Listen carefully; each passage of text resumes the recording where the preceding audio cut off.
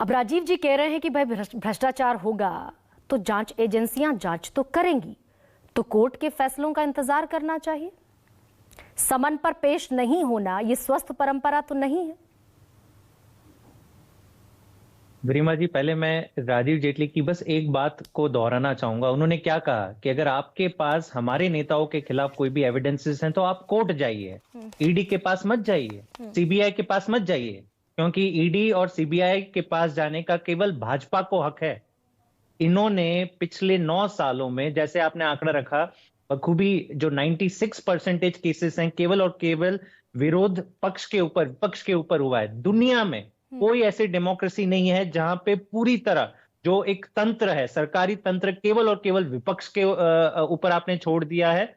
और उल्टे सीधे कोई भी केस, आज अरविंद केजरीवाल जी समन के रिस्पॉन्स में क्यों नहीं गए? ये बड़ा अच्छा सवाल आपने पूछा। देखिए, ईडी एक संविधान, भारत के संविधान के अंदर ही तो अपना काम करती है, उसके ऊपर भी कायदे कानून सारी चीजें लागू होती है। तो जब ईडी किसी को नोटिस भेजती है, उसको कई सारी इंफॉर्मेशन और चीजें डिस्क्लोज करनी होती कि क्या आपने विटनेस के तौर पे किसी को बुलाया है या अक्यूज के तौर पे। अरविंद केजरीवाल जी के मैटर में ये, he is also the national convener आम आदमी पार्टी के, क्या आप उनको पार्टी के कन्वीनर के तौर पे बुला रहे हैं या फिर आप चीफ मिनिस्टर ऑफ दिल्ली के तौर पे, which is the head of the cabinet के तौर पे बुला रहे हैं? ऐसे कई तमाम सवाल जो पिछले 2 समन्स में डाले थे इन्होंने, उसके जवाब अब तक ईडी ने दिए नहीं है। और कई बार ऐसा हुआ है गरिमा जी कि ईडी के summons, because they are lacking in detail, courts ने क्वेश किए हैं। तो अरविंद केजरीवाल जी ने जो आज पूछा है, दैट इज, वो उनका लीगल राइट है। ठीक है, लेकिन ईडी का एक रवैया रहा है कि हम कहीं पे भी किसी को भी बुला देंगे, ये भी बनता है कि अगर इतने पाक साफ हैं संजय सिंह, मनीष सिसोदिया, सत्येंद्र जैन, तो 1.5 साल से सत्येंद्र जैन भीतर हैं, 4 महीने से, तकरीबन 3 महीने से संजय सिंह और मनीष सिसोदिया फरवरी से, जमानतें क्यों नहीं होती? सत्येंद्र जैन जी बेल पे हैं और आपने सही कहा, संजय सिंह जी और मनीष सिसोदिया जेल में हैं। और ये इसीलिए मैं कह रहा हूं कि देखिए, ये ईडी का जो कानून गरिमा जी आज देश में बना हुआ है, और ये पहले ऐसा नहीं था।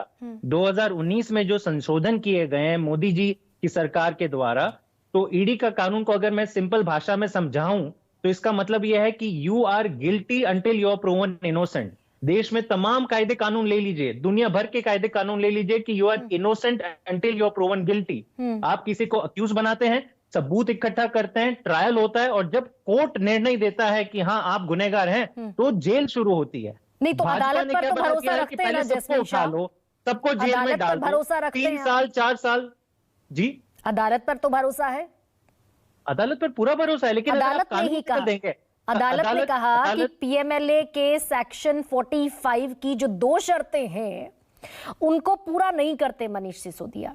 और पहली शर्त तो यह है कि पीएमएलए के तहत कोई अपराध नहीं हुआ, और दूसरी शर्त यह है कि पीएमएलए के तहत आगे कोई अपराध नहीं होगा, यह आश्वस्त करना होता है अदालत को। तो वो 2 शर्तें पूरी नहीं हुई, इसलिए जमानत नहीं मिली। गरिमा जी, मैं यही तो कह रहा हूं, अदालत भी तो कानून से चलता है। अगर कानून में आप इतने, इसलिए एक शब्द है ड्रकोनियन लॉ, अगर आप ऐसा कानून बना लेंगे कि आप पहले सबको जेल में डाल दो और फिर आप इन्वेस्टिगेशन करते रहो जब तक इसकी इनोसेंस ना प्रूव हो, तो मेरे ख्याल से ये कानून केवल और केवल विपक्ष को हैरास करने के लिए बनाया गया है।